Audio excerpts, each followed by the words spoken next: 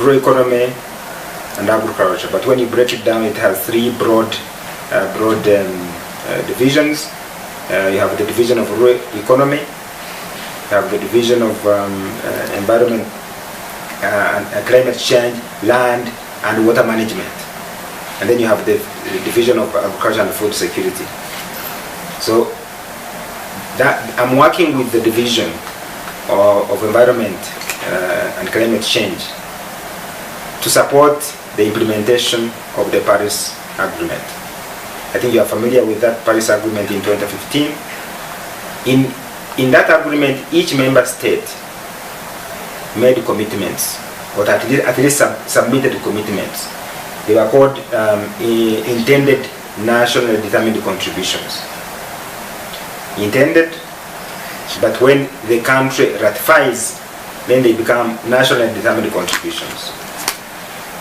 So what we want to do is to support the member states to implement those nationally determined contributions.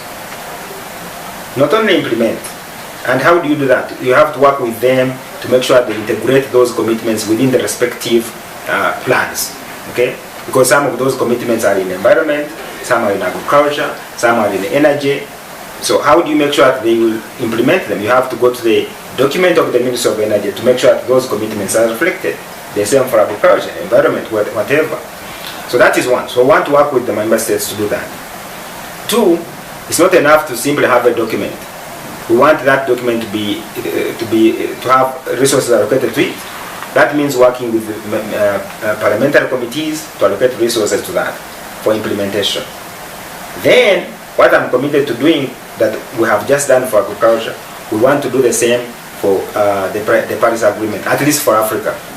Let's have a reporting mechanism, okay, on those NDCs that countries committed themselves, they are known, they are implementing. Let's track the implementation, which means we are going to develop a monitoring and evaluation system, also indicators for performance across the continent.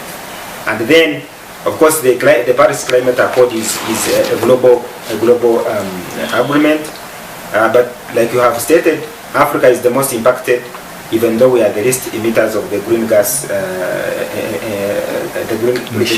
emissions. We are the least emitters, but we are being impacted more. So let's take it upon ourselves as Africa to implement the NDCs and report within our own platforms. We'll have our AU summits. Let's present the results and see who is making progress, who is not, just like we have done for agriculture.